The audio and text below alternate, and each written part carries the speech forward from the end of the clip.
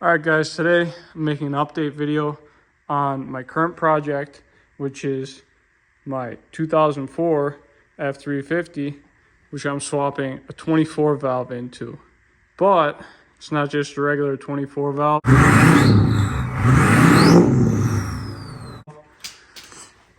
I swapped a VE pump, or am in the process of currently swapping a VE pump off of a 12 valve, which is over there, onto this 24 valve, which originally came with the VP44.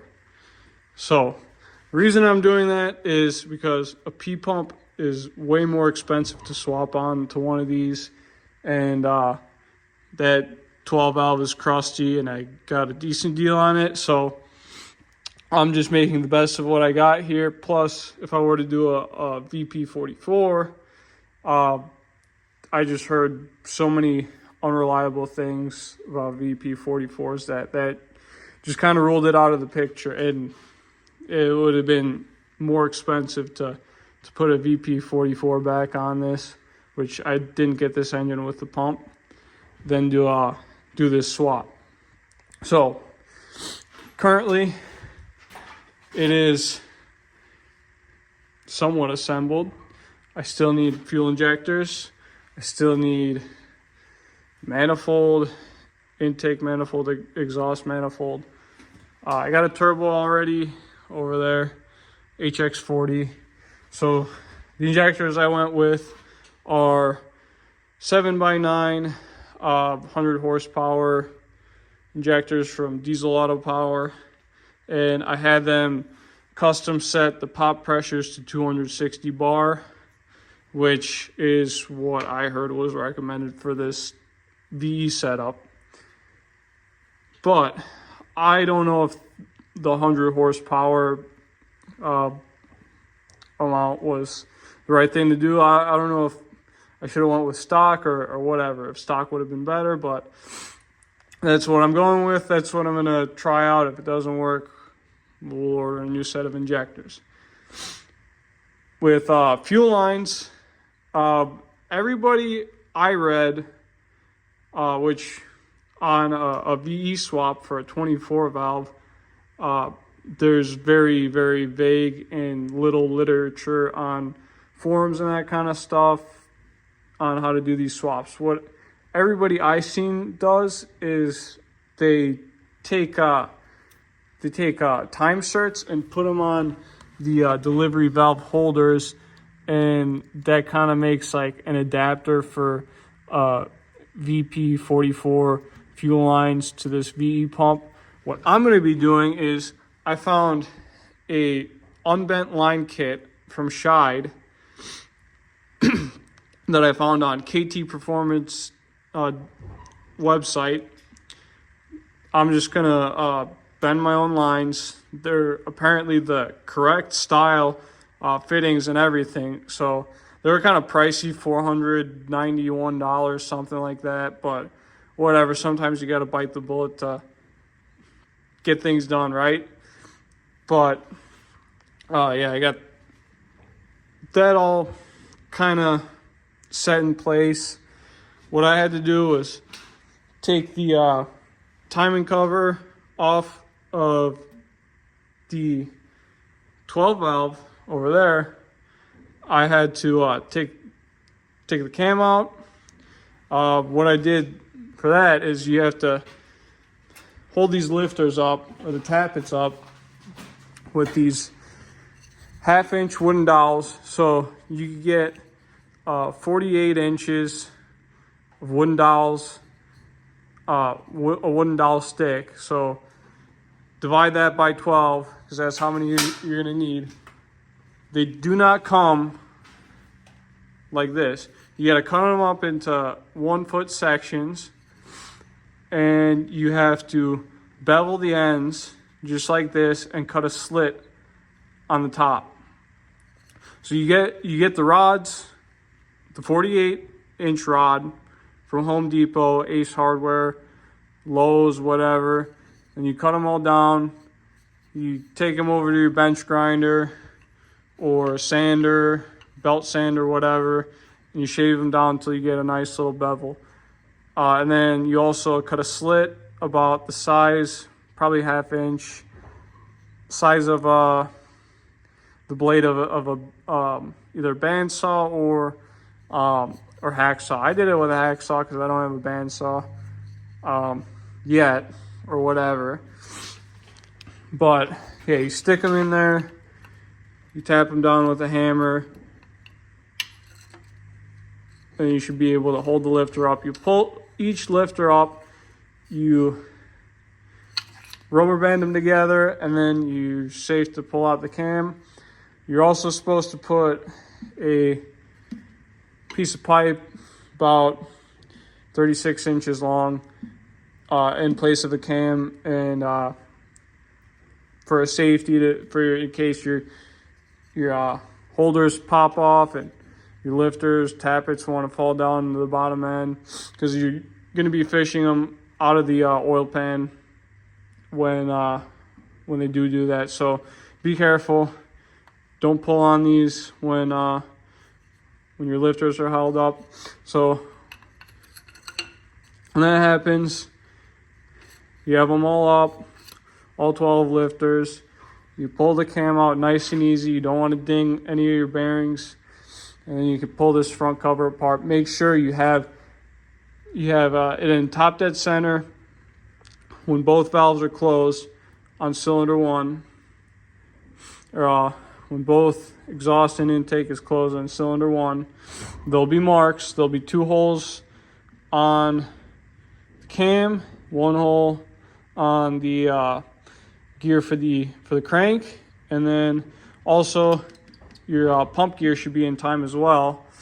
So I just usually mark them with a paint marker to double check, make sure they're all aligned in time, because if it is an interference motor, if you do get it out of time, you will bend valves, you will do damage to the engine. But yeah, that's it for the front cover. I mean, it's pretty easy for me, at least. I don't know, I'm a mechanic, so I guess it's pretty easy. You got to watch out. Some of these are longer, some of these are shorter. Easy way to tell which goes which. If it protrudes too much, if it instantly threads, it's going to be the shorter one. If you stick it in and you got a couple inches in there, it's going to be the longer ones. So keep that in mind. You do have to reseal your oil pan. I just used RTV because I don't really care about leaks that much. But I still got a lot to do. Hopefully I can fire the engine up this weekend. I don't really have that much time to work on it during the week, but on Saturday, hopefully I'll have the motivation and the time and the patience to make a video following the startup of this engine. I'm very close. All I have to do is hook up a fuel pressure regulator to the factory Ford lift pump, run a fuel line, which I'm going to be using these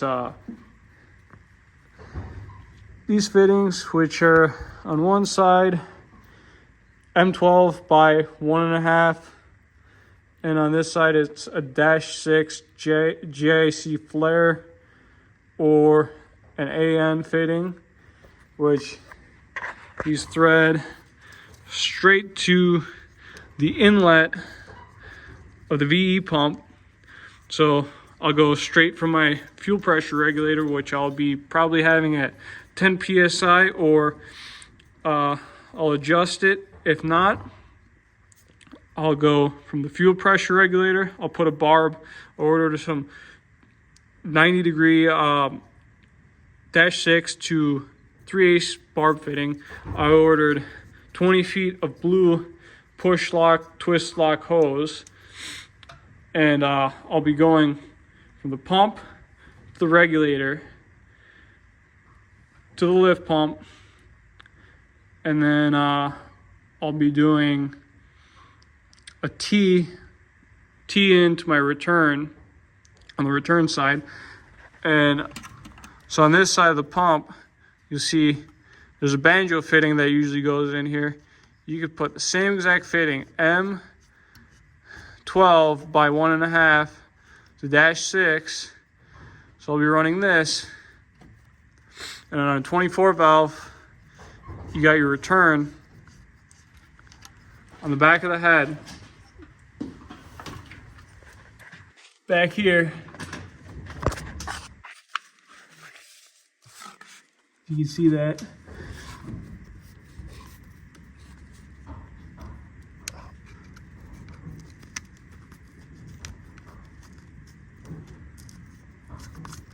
That threads in. Perfect. So I'll be running a 90° to the push lock, twist lock hose. Then somewhere towards the back here, I'll be teeing into this return on the VE pump.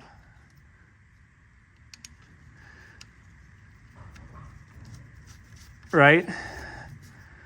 So right here to right here, and then tee in to the factory return for the 460 power stroke. Actually, before that even happens, I'll run more hose, and then I'll tee into my fuel pressure regulator, and then I'll tee it back into the return for the factory return on the Ford Power Stroke 6.0 setup. And with it being regulated to apparently the desirable PSI is anywhere from like 9 to 15 PSI on the lift pump side for the VE pumps. So I guess I'll just tune it in from there. But hopefully this thing fires up. Hopefully these 7x9 100 horsepower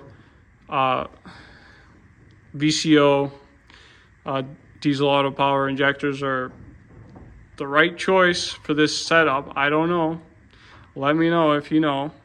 So and then the transmission I'm going to be going with is going to be an NB 4500, which here's the turbo, HX40, T4 flange. I don't know. This is going to be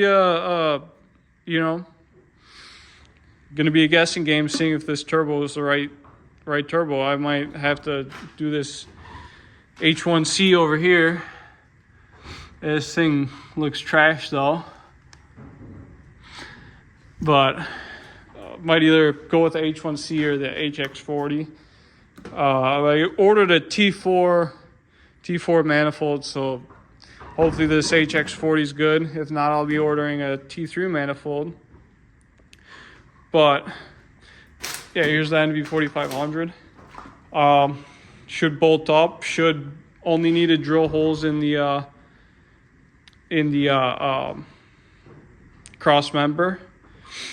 And then the transfer case I'm going to be going with is a NP 241 DLD, which on Rock Auto I'll just be able to get a slip yoke for the output shaft, and then I will press out the old flange on my drive shaft, which is 1410 U-joint on here. I believe it's a 1410.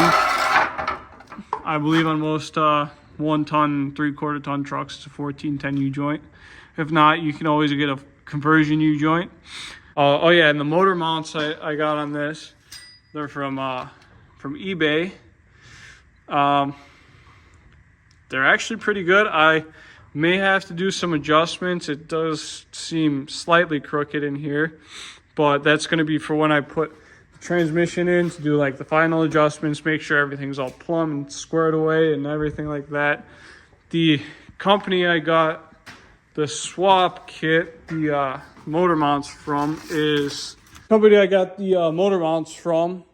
Live Axle 4x4 on eBay, and they're Cummins conversion motor mounts for 99 to 07 F350, F250, Super Duty, whatever.